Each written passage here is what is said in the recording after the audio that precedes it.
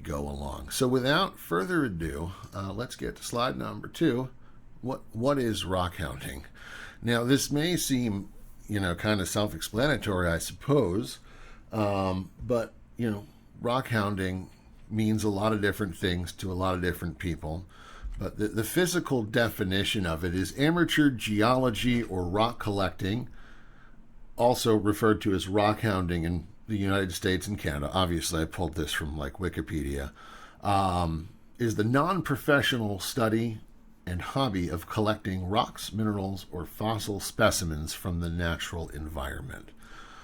I broke it down into 4 words: research, exploration, the excitement of finding the spot, and then the excitement of finding the actual specimen, and then spending some time in nature, and how much that plays into it as well.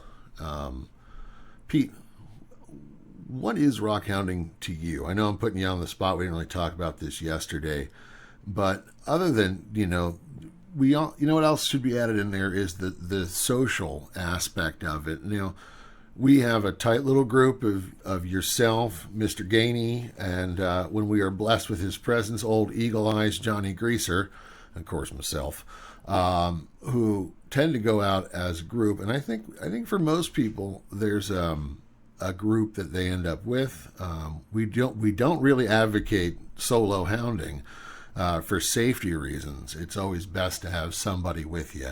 We'll talk about more of that later. But Pete, I'll toss it over to you for a second. Yeah, well, I mean, as far as for my own personal reasons, I got out to doing it only because I always wanted to be an archaeologist, and I got into the daily practice of doing a job that I do now, which I don't really appreciate. Not everybody likes their job. I mean, I'm okay with it, but as far as archaeology or the study of minerals, that kind of thing, it's always something I wanted to get into. So, in the interim of that, I got into this group aspect and started to meet a lot of people that had the same interest. And for me, it's the thrill of the hunt and the reward that we receive in the end. And at the same time, meeting and working with friends such as yourself and Shark and Johnny and other people that we meet throughout this whole venture. So it's a work in progress, and it's definitely something that clears your head of the daily sweat of the nastiness going on in life, as far as I can say it is right now, with everything going on negatively. It helps to give me a better aspect on what's going on for Absolutely. myself. Absolutely. And I did a little hounding as a kid, but you guys found me, me poking around because I had, during the pandemic, started doing a lot more camping and hiking like I used to do when I was younger. And I started coming across fossils on the walls of some of these old coal pits. And that's how I started looking into rock hounding again. And then as we homeschool the boys, I was trying to find additional outlets for them for real world education. Now, of course, they barely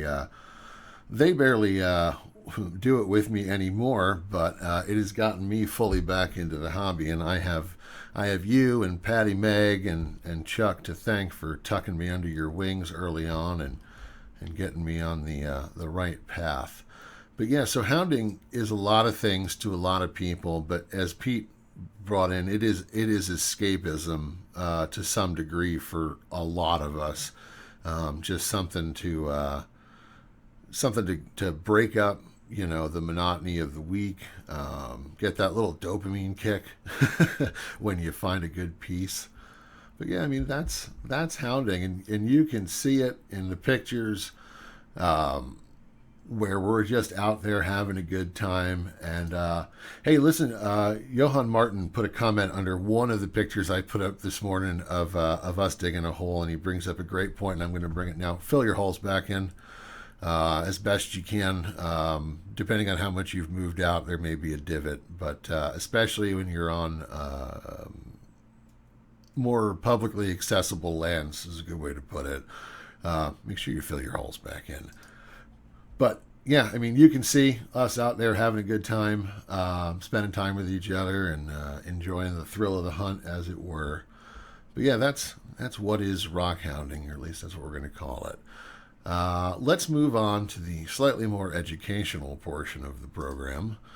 This is geological composition. We're going to breeze through this, but we're going to encourage you to do research on your own, same as all of us did, to familiarize yourself to some degree. Now, we've got hopefully a bunch of the elders watching this, and we're going to make edits to this. If you catch me making any serious blunders on this, please call me out on them so I can update. I'd rather be corrected than sound like a fool. That's also important to keep in mind, especially when you're learning to ID. Pennsylvania's physiographic provinces. Now, what does that mean? That is the shape of the land we're on. If you know the shape of the state, you can see to the left is the Pittsburgh Low Plateau section. You guys are in the part of the state whenever you tell us we're looking to rockhound out there. We all make the sad face. We cry a tear for you, and we really hope you like fossils. These, except for certain areas, like you can see the high plateau section, most of these areas travel from one section of the country through us up to other sections. And you can obviously see on the map where the sections that are exclusive to Pennsylvania are and the ones that connect us to the Appalachian Mountains and all that. But physiographic is the shape of the land. The other one to keep in mind for us is the eras and ages and how they distribute. Now, you'll see back and forth that parts of these overlap, and you can dive heavily into this sort of thing. I am not much of a fossil hound. This is not my area of expertise or much interest.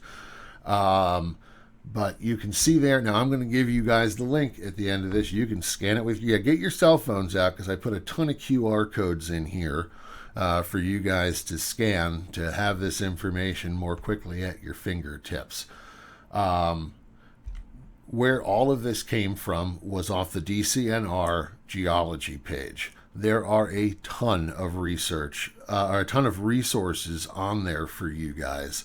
And I encourage you to take the time to research and dig through the materials they have in here. This is not the last time we're going to hear from the DCNR today.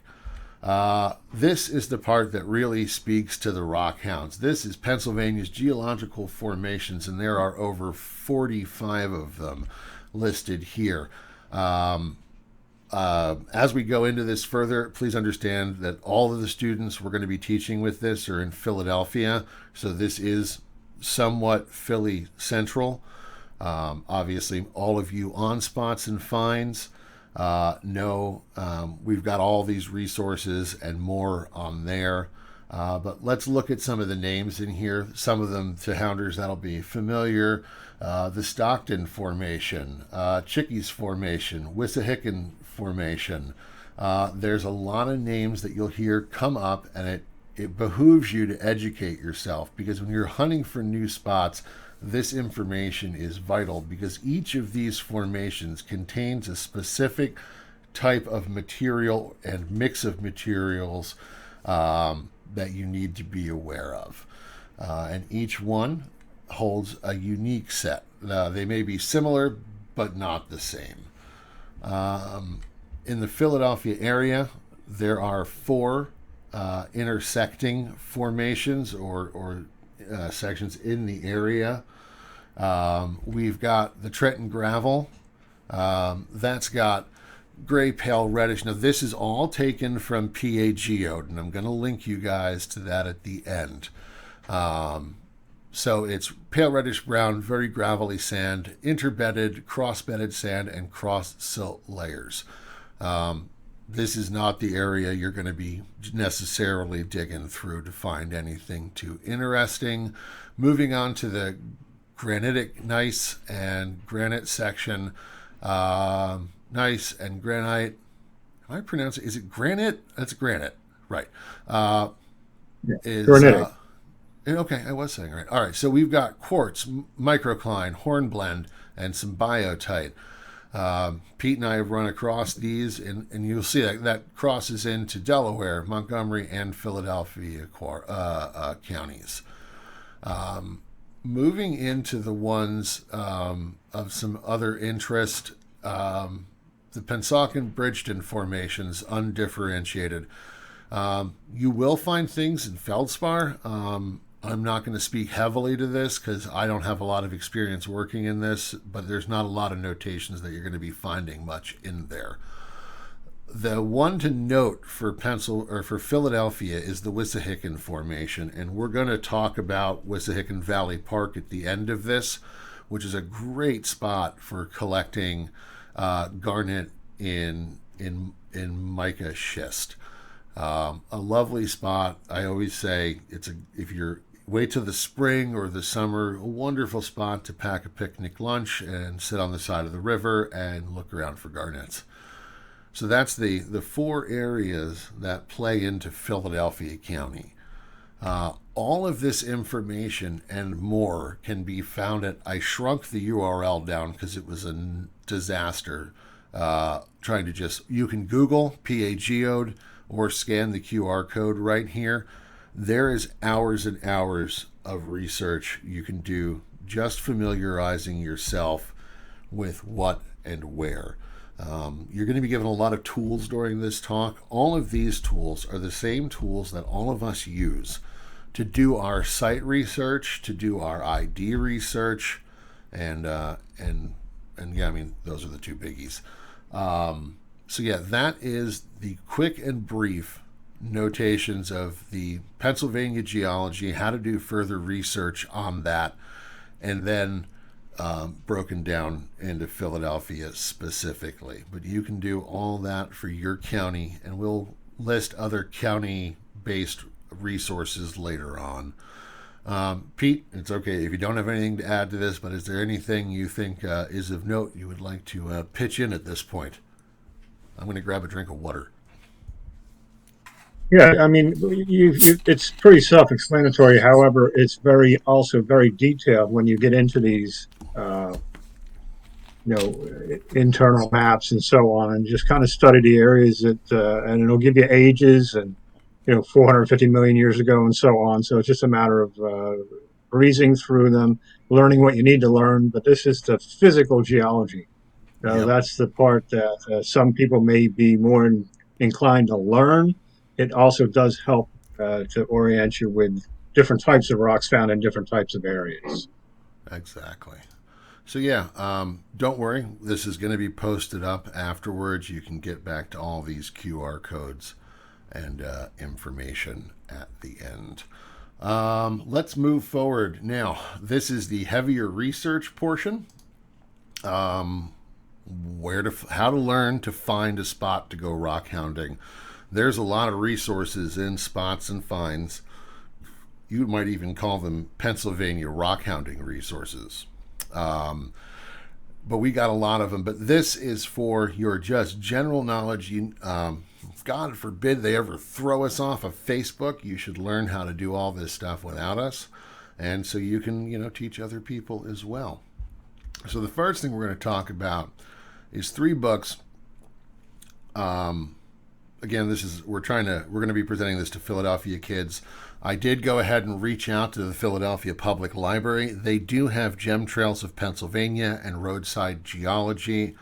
I also found out they don't have Robert Beard's book, but I did reach out to a contact I have in the Philadelphia Library, and we're going to try to arrange to donate copies or donate the money to get copies of that put into the Philadelphia Library system. I have seen Robert Beard speak live. Actually, we have a talk of his up on the Pennsylvania Earth Sciences Association YouTube page. We'll talk about PISA a little more later, and mineralogical societies or rock clubs of Philadelphia later on. But these are 3 amazing books to get you started with spots in Pennsylvania. The internet's cool, but there's nothing like a paper book in your hand because, sometimes you don't have cell phone service. So These are the three I would definitely recommend you pick up. Thrift Books is good for this. Amazon, used bookstores, the library, wherever you are, you can always call and or check whether they have it. I promise you, your local librarian will be happy to look anything up for you or help you, as long as you ask nice. Pete, you got anything to add on these books? We're getting to the good ones later. I might even just let you talk the next slide through. uh, Yeah, I mean, they're all great books. They all have great information and a lot of the similar information you can find online. However, to have the book in your hand sometimes is easier for certain people who are not used to working online to find out some information. For me, it's easier to pick up some of these actual books. I have two of them, and then some of the other books that Jake's going to talk about next. But definitely great resources, and you need to go through your resources and cross reference your resources before you go out. It's just very important to study up and learn because it's only going to help you and it's not going to make you get discouraged when you go out there. Because that's one of the big things. When you get out there without the knowledge to back you up, discouraged, you will get discouraged. I guarantee it. I did many times. Absolutely, and that's something that we constantly put into people's heads, especially online. You're not going to necessarily see us posting, "Hey, look, we didn't find anything." You're only going to see people posting when they do find something. And I mean, Pete, you and I have gone out on a bunch of bus trips over the years. It's just part of site research. Even with a good lead, sometimes you just strike out. But books like this and additional research go a long way to success when you're rock hounding. But the next set of books, these are truly the tomes of wisdom for Southeast Pennsylvania rockhounds. I don't think these books need much introduction. These are Ron Slotto's books, The Mines and Minerals of Chester, Bucks, Berks, and Montgomery counties. Pete, I'm going to throw it to you just to talk about how amazing these books are, the depth of information, and then we'll throw it back to me. We'll keep going. Yeah, well, as far as the Ron Slotto's books, they're directed to areas, as you can see, Berks County, Bucks County, Chester County, Montgomery County. He's also coming up with another one. I think that was Delaware It County. is. It's Delaware. And Should be out this year. right, I can't wait to get a hold of that. I actually have a copy right next to me of the Chester County, which I keep a copy with me, as often as possible, just to look because there's so much information and it becomes detailed down to the longitude and latitude of where some of these locations are. Now, keep in mind, just because the latitude and longitude is there in the book doesn't mean you can step foot on that property. That's right. Or there could be a building there, there could be a gas station, there could be a restaurant. Some of the information in these books are dated back to the 1800s, early 1800s, all the way up to current times. But there's a wealth of knowledge as far as the appendages in the back. There are maps. Yep. They're divided into quadrangles. You get into these and try and cross-reference them with your own local map resource, Google Maps. Take its longitude, latitude, put it in your phone on the Google Maps, and you should be able to come up with your own map area and then try a topographical map, a different vantage point of looking. Yep. And with these resources, you should be able to hunt down anything he has in a book and know before you go there if it even is existing or if you can even walk that area. And again, keep in mind trespassing. Absolutely. You have to be careful where you go. Just because it's printed or on a group or anything like that doesn't mean you can walk on that property. So, Nope. but these books are absolutely a great resource. They'll tell you anything you need to know about the history up until almost current day.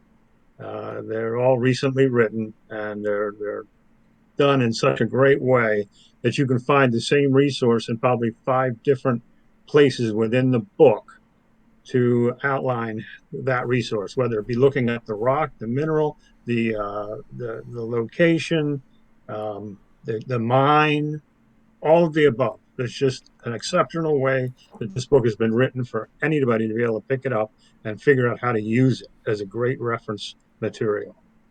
Absolutely.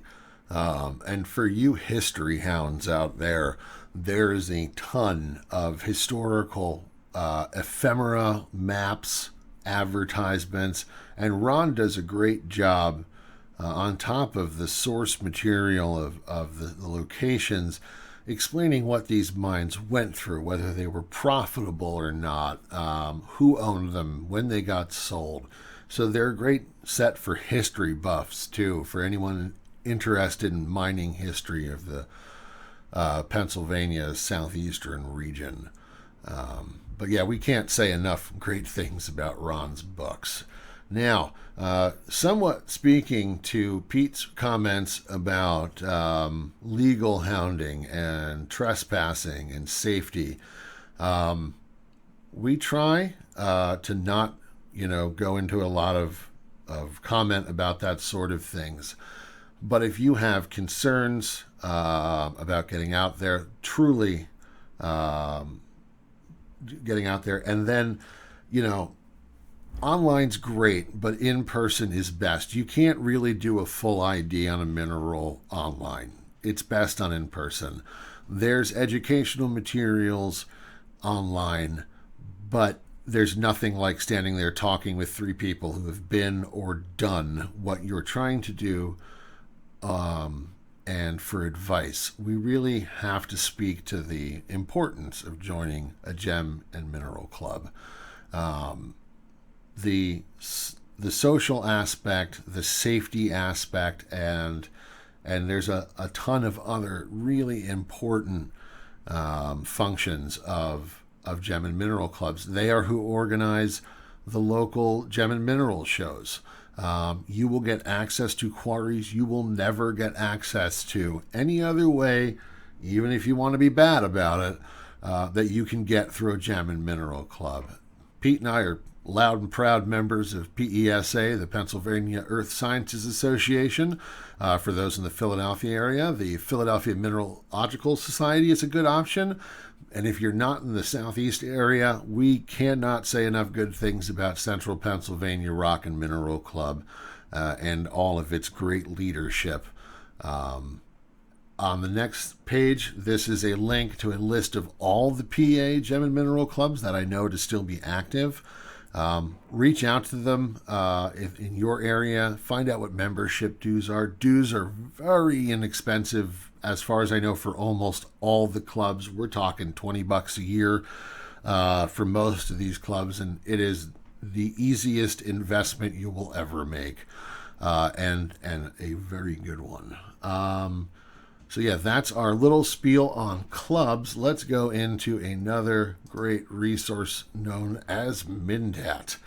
Oh, Mindat, we could say a million wonderful things about you. I have a tutorial I will throw up on the YouTube page. It's already on the Spots Finds page as a crash course to working through Mindat. I will say, if you're trying to work off your phone, it's a little more difficult. It's a lot easier to run Mindat on a laptop or a PC, full size with a keyboard and a monitor. But if you're dedicated, you can make it work on your phone as well. Mindat's a wonderful repository of all local quarries, both still there and some extinct or non-functional anymore. That will give you, what else can Mindat do? Mindat will show you all the minerals available in Pennsylvania. You can also break that down by county. You can see photos of actual specimens taken from specific quarries, broken down by quarry. Pete, am I missing anything here on Mindat? We really can't say enough, but it's to explain it all. It doesn't sound like a lot, but it's a lot. Yeah, I think you covered it there, Jake, with the Mindat. That is an exceptional resource. Again, I'll use it every day. I use it as a cross reference between the mapping. You cannot count on their pin spots No. to be specific. Okay, they're generalized. It's possibly may have something to do with their liability, but when you're looking for a mineral found in a certain area and you want to see what it looks like and get a genuine idea, they can usually pinpoint it to that area. Keep in mind, they will have pictures from Asia, Bolivia, wherever else they have minerals. However, if you're lucky, you'll find some that are pictured from the general area that you are trying to get to, or you're looking to see if that's a place you want to actually go and look. Absolutely. But it's a great resource. And it's a total time killer, too. You can get lost in Mindat if you get going, looking for something specific. Let's talk about the next one. This is getting into slightly more advanced material. I will give full credit to our Johnny Greaser for educating us on how to use this properly. LiDAR imaging. This will give you ground terrain. It will ignore buildings and literally just show you the ground. So if you're, let's say, looking at Slotto's book and you see a small quarry, you can take the information. Now, you'll see it listed in the corner. If you need help with it, shoot one of us a message. How to enter the addresses. So let's say you're looking in Mindat and you see there was an old quarry. The best thing you can do is hop on Google Maps, which you can click through on Mindat or enter if it's a Slotto reference. Find an address nearby, enter that into the LiDAR page, and it will get you in the right area. I will tell you, learning to read maps will help you out greatly in this hobby. This hobby can be as simple or as complicated as you'd like to make it. Obviously, Pete and I have fallen down the rabbit hole, and there's really no getting back out of there. But take all this in mind, and I will probably circle back around to this at the end. This all sounds complicated. If you want a rockhound, walk out of your house, find the nearest creek, and go walk it. That is as much rockhounding as this is. But we want to give you guys the tools to get, advanced. I just want to make sure we're not scaring anybody off. So LiDAR's amazing. It will show you, let's say you pull a set of coordinates off of Mindat. As Pete said, they're not always the most accurate thing, but you're looking for an old dig. Well, if you get close, the LiDAR will show you where all the indentations on the ground are, and that'll give you a good starting point if you're going to someplace new that's unsussed out of where to start looking. But that's LiDAR. Check that out. And there's an important note there. Set display imagery to statewide LiDAR hillshade, or it won't be of terribly much help to you beyond like what PAGO does. All right, moving on to a mobile exclusive app, either for Android or iOS. This is the RockD app. RockD has a lot of information. What I like it for is what's under my feet where I'm standing. If I find something, we'll talk about it later, but Mineral Hill is a good example. And I only really put this together painfully 3 weeks ago. Why we were finding two different geological formations material in the same spot. Well, the reason is they come together there. But RockD will tell you when you're outside at your house what formation's below you. And from that, you can even just research locally from where you're at. It's just another tool in the arsenal of the Rockhound. So that's a good one to check out. Pete, did I miss anything on that one? No, I think you got that one covered. That's Yeah. self-explanatory. It is what it is. Yeah. Now, do a brief run through on mineral identification. This can be one of the most fun or difficult things, but try to always think of it as fun. The tools I'm going to give you, I'm going to refer back to Mindat again, using those county mineral lists combined with later on I'm going to reference what DCNR has available too. But using the state and county mineral breakdowns really will help you figure out what you have and whether it's actually found in your area. So yeah, we've gone over a lot about MNDAT. The National Audubon Society Field Guide to Rocks and Minerals is a great resource. For one thing, especially, is it sorts by color, which means if the mineral shows up in 3 different colors, it has that reference in all 3 different colors. Now, we could go on a long conversation about how specimen ID books tend to lean towards perfect specimens, and I have fascinations about building the ugly specimen ID guide, or the not perfect specimen ID guide for Pennsylvania, but that's a whole other thing. But that's a great book to start with for IDs. And something I only really stumbled across when I started putting this presentation, the DCNR has county by county maps that break down the geological formations in the area and has a fairly complete list of all the minerals it is possible to find. So at least if you're in the county, you find a rock, it will tell you what the possibilities are, so you're not just kind of blindly fishing in the dark, as it were. And that's about as far as we're going to go into ID. Again, another great reason to join a gem and mineral club. You can bring a piece to the monthly meetings, speak with wizened elders and wise folks to help you learn how to ID. And yeah, I think that's Pete. Am I missing any ID wisdom here? There's a ton of ID wisdom out there, Jake, but you put up some of the 5 that we probably use in most cases. And again, with the Rock and Mineral Club, there's a lot of experts. And right on our site is probably one of the better well-known geologists in the whole area, Jerry Jones. Absolutely. If you have a doubt, you will find Jerry Jones will straighten you out exactly on what you may have. He's Absolutely. just very good, and we're lucky to have him in our group as an added identifier. Absolutely. And we've got, my years are limited, but you've got Pete, Chuck, Patty Meg, of course, is responsible for setting up spots and finds and getting that running. We got Jamie Swisher in the group, licensed gemologist, rockhound extraordinaire. We've got PISA folks floating around. We have Pete Steckel. We've got Nick floating around occasionally. Who else is floating around? We got local, just old hounds that just know stuff in the area. Bob Good floats around the page. These guys, Right.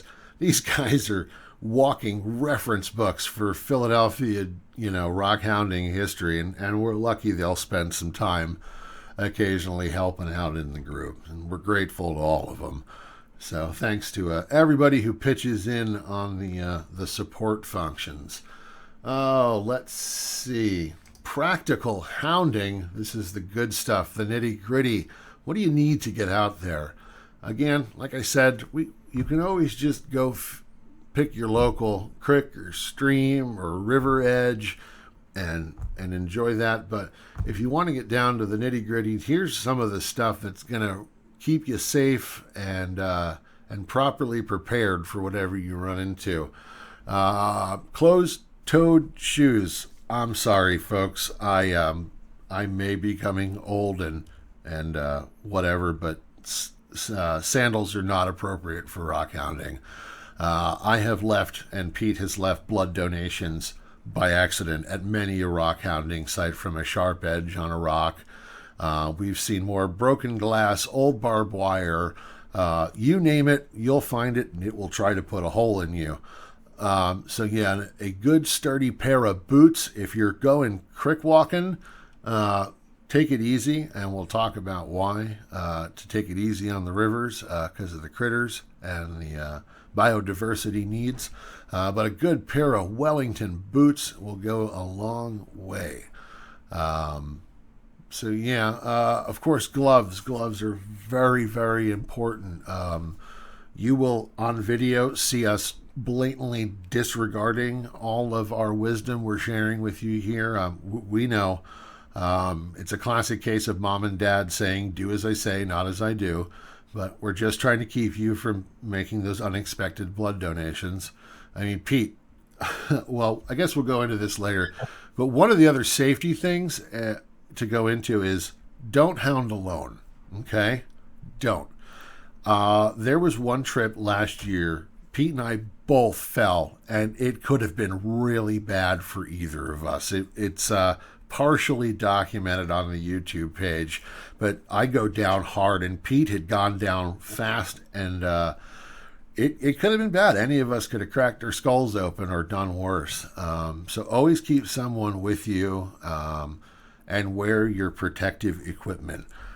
Gloves are a pretty obvious one. Safety glasses. If you'd like to keep your eyes intact when you're hammering rocks apart, rock splinters fly.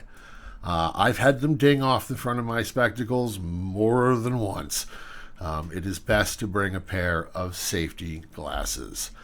Earplugs. Pete and I both suffer from tinnitus. We just found out that about each other last night. I have it ridiculously bad in my left ear, and nothing sets it off worse than hitting chisels with a sledgehammer. So keep earplugs around. Hard hat. Depending on where you are, most clubs for quarry runs require a hard hat. If you're working in old quarry and is anything above you, wear a hat. Wear a hard hat. It may not keep you from getting injured, but it might keep you from getting killed. Water and snacks. Make sure you stay hydrated, especially in the summer and then in the spring and fall where you don't think you're sweating, but you are, and always bring a little sustaining food with you to take a little break. I cannot say enough things about a first aid kit. This is a baby first aid kit compared to the one I carry. I have quick clot. I have wrap bandages, because at some point one of us is going to put a huge hole in ourselves by accident. We could tell stories. I smashed myself almost in the kneecap with a 5-pound sledge 3 weeks ago. I don't know how I'm walking right now, but again, if I'd actually had my knee pads on, I might have not had taken it as bad. But you can go further with this. Again, knee pads, kneeling pads, but the first aid kit is wildly important. We've talked about the importance of bringing somebody else with you. Let's talk about how you're getting out if you get lost. You cannot rely on cell service everywhere. Google Maps has the ability to download offline maps. If you guys need me to do some sort of quick walkthrough on that, I can. It's pretty well obvious if you dig through the menu how to use that, but make sure you've got offline maps. And even if there are two of you, tell a third person who's not going with you where you're going, okay? If you're going out in the woods or wherever where you might get hurt and be unable to call for help, somebody needs to know where you are. All right. Pete, is there any more safety type information you want to throw out there that I'm missing? Yeah, I think you covered it. Again, take safety in numbers. Two people, and let a third person know where you're at. We have been in areas before, like you said, we both fell. I got an ice pierced in my thumb. It's going to happen. And the thing you need to think about is if you fall and break your ankle, you're not rock hounding for another 8 months. Oh, yeah. So you need to be yeah, there you go. Mine just healed up after about 7 months. And that was from being in a quarry. But the difference is that they require all this stuff in a quarry. They also require a safety vest. So if you're going to join any of these rock hounding groups, you need to be prepared and with the safety, or you won't get in, aside from signing a waiver and a liability waiver. And that's another reason to join a club, is because they have insurance. If something happens, your insurance comes first. But you kind of have to be careful and think for yourself. You're walking over rocks, sometimes snow-covered rocks. You're in areas where you're going to get hurt unless you're prepared. It's very important. Absolutely. Wonderful points. That's our brief on safety. Let's move into tools. Now, again, I'm going to say it one more time just so nobody feels like they're getting boxed out here.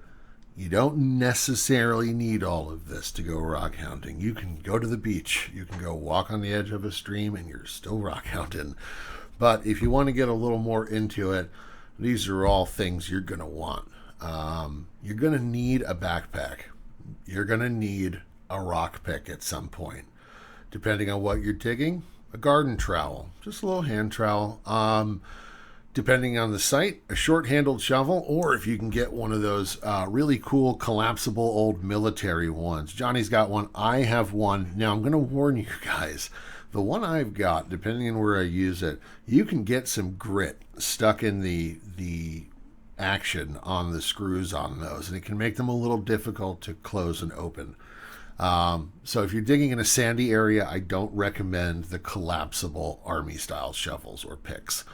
A hand rake goes a long way, especially if you're working with a little bit of undergrowth, you're moving small stuff out of the way. A hand rake goes a long way. Pete and I were talking about this yesterday because I told you I swore we tested everything first. Pete brought up a good one that I forgot to stick in, which was specimen bags. Pete's a Ziploc guy. I use old burlap sacks I've got laying around. I have a slight peanut addiction, which has led to a lot of little burlap sacks around. These are both to sort and, in some cases, protect the specimens. Our buddy Brian always brings a roll of paper towels, and at first I scratched my head as to why he was doing this, and I never asked him. I'm an observe kind of guy. And I realized he was wrapping his specimens in them. I'm like, that's really smart. You can use newspaper for that kind of thing as well. So yeah, always have a plan for moving your pieces around.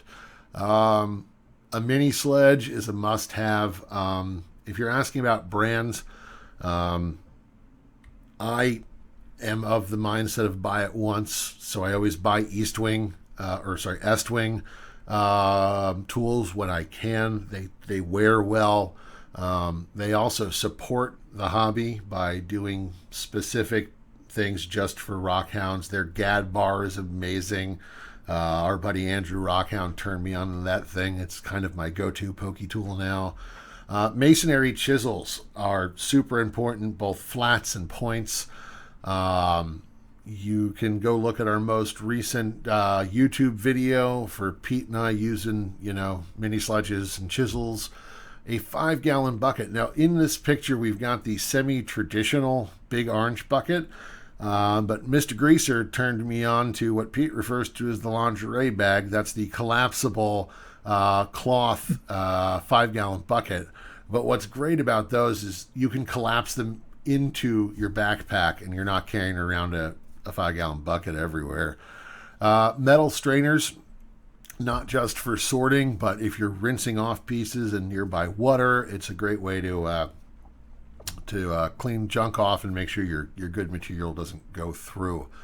A long, sturdy flathead screwdriver goes a long way when you're digging through layers of dirt and you're trying to get behind stuff and you don't really want to swing a pick. A long-handled flathead will go a long way, and we always recommend bringing a couple of scrubby brushes. I like fingernail brushes and stiff bristle toothbrushes. Now, that being said, know your minerals, because you will destroy certain minerals by taking a brush to them, almost any kind. So again, a little research stuff. Later I'll show you guys some actinolite out of Mineral Hill. I would not take a thumbnail brush to that. I would take like a baby brush, like a baby toothbrush to that one to clean it, just because the material's flaky and you don't want to damage it. But that goes to most of the tools. Pete, did I miss any tools?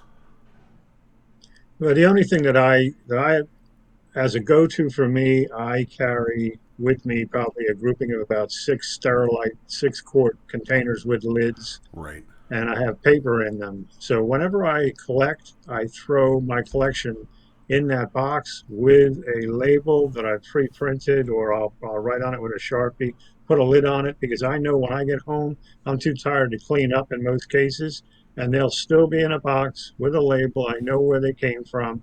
And these, you can buy a case of these. I think there's 20 in a box. I believe they're like $30 on Amazon, but they preserve my finds, my location, until I can get to it. Because we all know there's other things in life you got to get to when you get home after rock hounding for, 8, 10, 12 hours, whatever it may be. So that really helps me out. But I think you covered everything else, Jacob. Whatever works for you. Right. I'm a big fan of, I'm a Costco member, and they get in the strawberries every season, as they come through, and I find their strawberry case like boxes, the ones that hold the multiple units, to be nice and stiff, free, and perfect for organizing rocks. I've put pictures up of my garage, and it looks like a fruit stand in there. Uh, but yeah, those are. It is important. I'm a terrible labeler. The boxes are the only thing that saves me. But this leads right into the next slide: is document your work.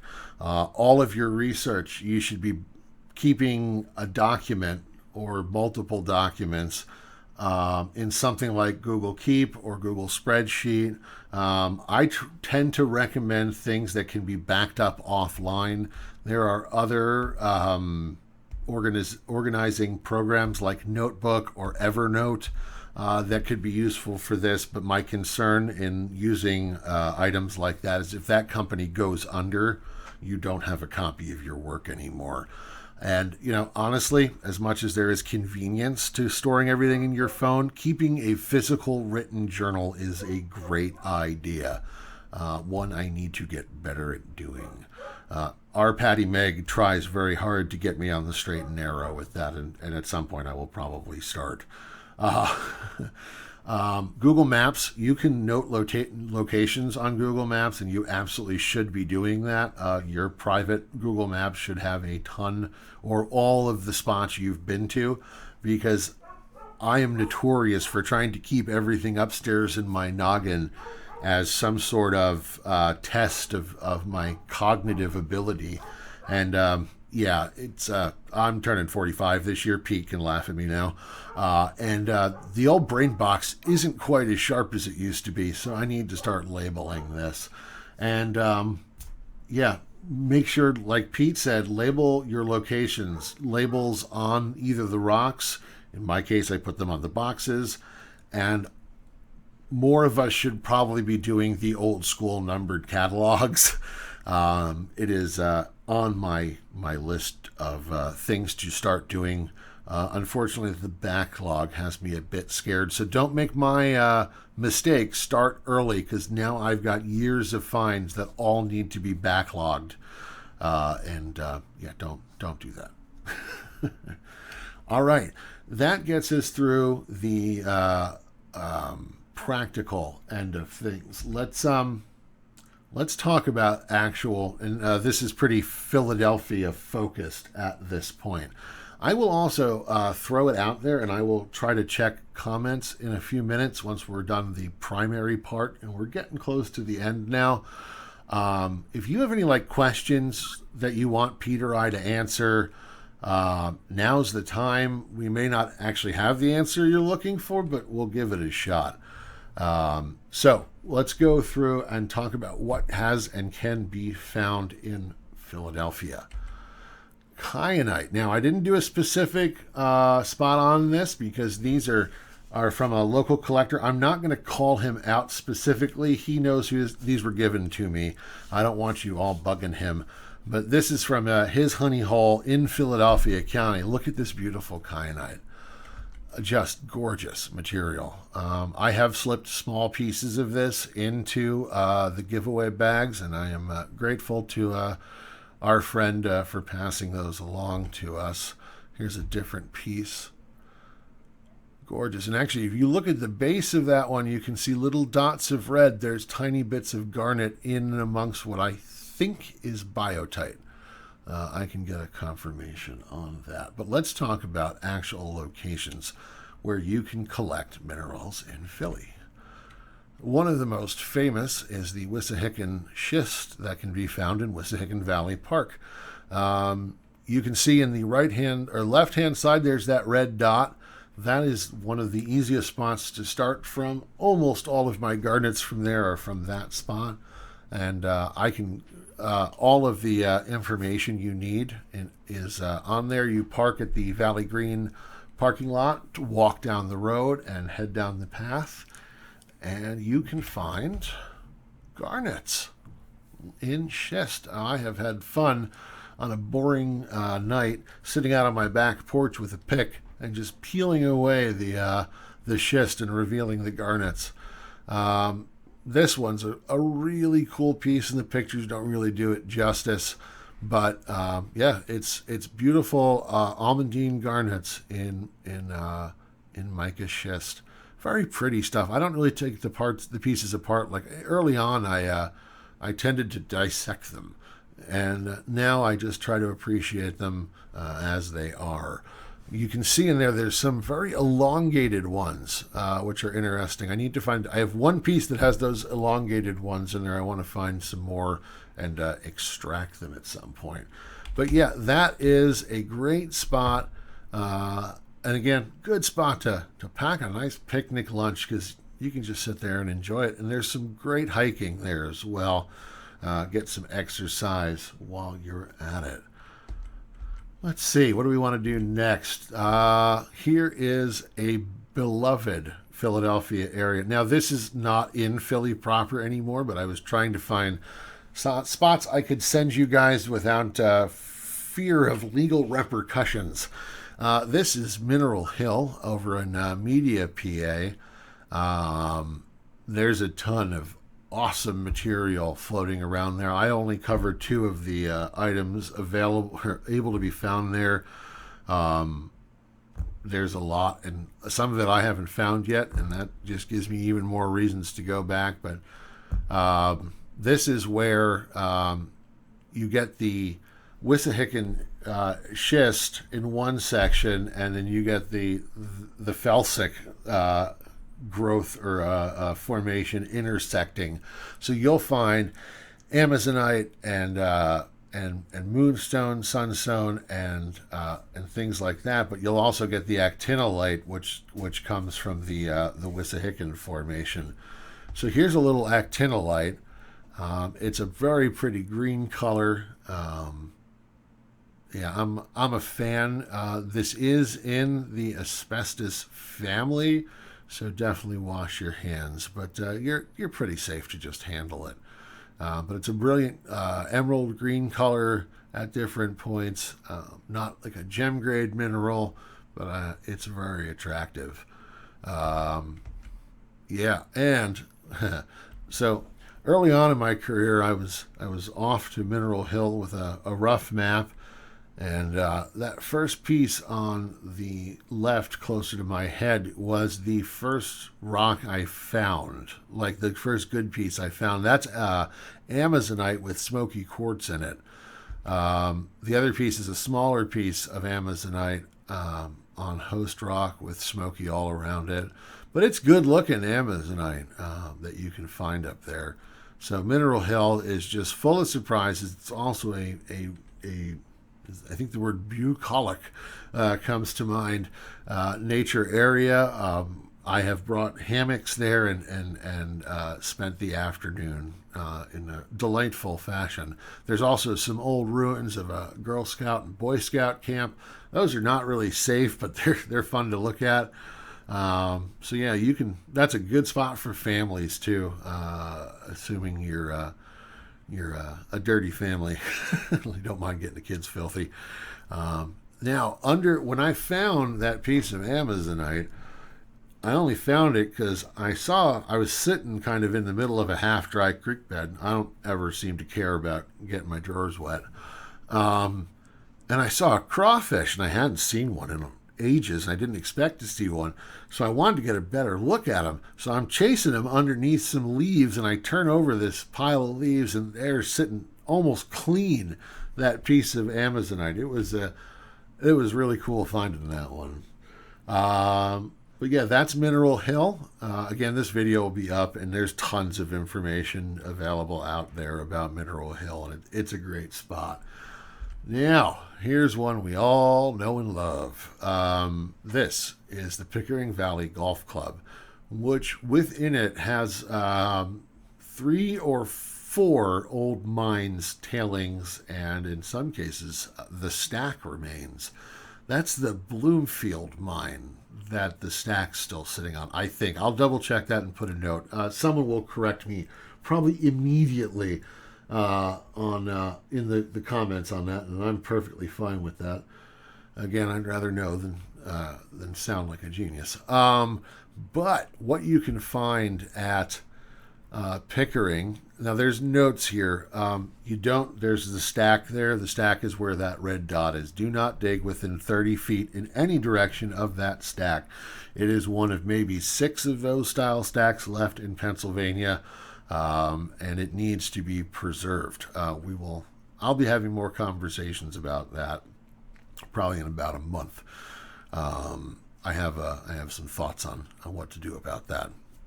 But here's the information, what you can find there. You can find pyromorphite, chalcopyrite, quartz, and others. I'm not going to beat around the bush here. Let's just show the pictures. That is pyromorphite. That is a really cool piece. There's different growth types on here, and there is some what has been identified as starlight on this piece that is actually UV reactive. Most of my pieces do not have any of that. It was pretty cool to find. Let's see what other pictures. Here's another beautiful one. These are the more barrel shaped pyromorphites. Yeah, I found 2 pieces like that day, and I gave one to our buddy Andy to take pictures of because he's quite the gifted photographer. These are not those pictures. But it is a great spot to go out and stay away from the golfers. Check in at the golf pro shop. Let them know where you're going. Listen to what they tell you, and you can have a really nice afternoon. You can also get pieces of just quartz there. It's a very specific kind of vein quartz there. That seems to be fairly common in this area in Pennsylvania. We've found similar elsewhere. I will say this for everyone in our group. I'm not going to bother mentioning this to the high school kids. Do not put this stuff in iron out. You will screw it up. The quartz goes cloudy. There has to be some sort of additional mineral in or additive in the quartz, and it just goes foggy. But yeah, this is pretty much the end of the presentation. There's that piece of pyro moving around a little bit. We hope this serves as a good starting point for a lot of folks. I will probably expand on this presentation as time goes on. But yeah, I really hope... we can't forget this. For those of you, and we get asked this in the group a lot, and it breaks my heart when people with movement issues or disabilities ask about rockhounding spots. It's hard. The terrain tends to be at least a little bit difficult and rocky, but the best thing I can tell you to do is actually join a gem and mineral club, because there you can drive into some of the quarries with your car and walk about 5 feet to the pile of rocks. Not all of them, and it would always be best to speak with the group leader about it ahead of time to do. But the other thing you can do is visit a gem and mineral show. There's no shame. Hound how you need to hound. Collection is a wonderful way to hound as well. And that kind of brings us to the end. Pete, did you have any notes you wanted to throw about any of those 3 sites we threw out there? One about Pickering is to just try and respect what's going on there, because it's probably one of the only legal places to hound. You can just walk in, check in, go to a place and hunt for rock. But it is a golf course, and it's a respected community, and it's also a very historical site. So we definitely want to make sure we respect what's going on, fill our holes, help other people, and stay out of the golfers' ways, and we can keep it that way. And Jake did mention he's looking into something in the near future here, to try and help that place along. Also, I'm glad that you did bring up the mobility issues with our group. Mobility, any type of health issue, we're definitely there to help out. We take pride in the fact that our group, Pennsylvania Rockhound Spots Finds, is there to assist people. We help you ID your rocks. We're friendly. We're not going to go out and bash you. You want to ask a question, ask it. Because if someone bashes you, they're out. They're gone. Yeah. If we don't anybody's operate that way. All you have to do is tag the comment. If somebody's being rude or nasty, I'll take care of it. Don't worry about it. We don't We don't Yeah, I want mean, it to. we've been doing this. We've all been there, Yeah, so we're all learning. This is a learning uh, availability, a site that we want to help out. And, sometimes we're not as forthcoming with spots, mainly because some of these spots are dangerous, yeah, or, you have to be with somebody, or maybe, you want to try and hound with one of us. There's, it's only so many hours in a day. We try to be as friendly as possible. We don't overstep our welcome, but we're certainly there to help you along. And that's definitely reach out. yeah. Hey, I'm going through the comments, and the Crystal Queen of Schuylkill County has commented in about protecting your finds. She always carries old bubble wrap. That's really smart, Missy. Hey, our good buddy Andrew Rockhound's watching. He recommends we check out Geology 365. I believe that's a website. I'm not terribly familiar. Now, here's a good one, and I can't really speak to this. Tracy Fielder, forgive me if I pronounce your last name wrong, wondering if you could recommend any tools that are more ergonomic in nature for those of us with arthritis and nerve damage, as well as good supportive gloves. Thank you for the fantastic information. This was wonderful. Oh, I will have trouble speaking to this only because I don't have this. I'm going to ask that anybody watching who suffers from any condition similar to this, if you've got recommendations, please put them in the comments. I'll look into those, and I can add an entire another slide to this presentation to address something like that, but I can't speak to it. What I can think of off the top of my mind is look for the shapes similar to what we've posted, and then look for just a handle that's comfortable. There's no wrong way to do this. Now that's a dangerous statement, but I think you follow me. I think it'd be better to have a wrong tool that works sort of right, that's comfortable in your hand, than the right tool that's going to cause you pain, if that makes sense. Pete, you got anything to throw in here? I know this is probably a little more of a stretch. Well, the actual brand name mechanics gloves Oh yeah, I use just because of their stability, yeah. and they do tend to give you a little bit of support just because of the way the back is Oh wrapped yeah. around your hand. That's one of the reasons that I use them, because I have a little bit of, not corporal tunnel, but movement abilities when I get gout, that kind of a thing. Yeah. So they tend to give me a little bit more support. And I found, since I've been using them, they don't make my hand as limp after I use them. Yeah. But they're actually on Amazon, and they're a brand name Yeah, mechanics gloves. mechanics. Yeah, they also tend, those style gloves have those rubberized tops on them too, and that'll probably Right. save you a little pain and suffering as well. Samantha Jean offered very kindly to come to the house and help me catalog everything. Oh, Samantha, you're not the only one trying to get in my garage. Uh, The other thing that was mentioned there also in the comments was a dust mask. Some people oh, I have didn't see that. That's allergies or yeah. asthma, whatnot. Yeah, the dust mask. Opt for whatever works for you. If you're going to go into a quarry and go with a gem and mineral club, bring whatever you feel is going to make you comfortable. You sit on Absolutely. a 5-gallon bucket, or you wear a dust mask.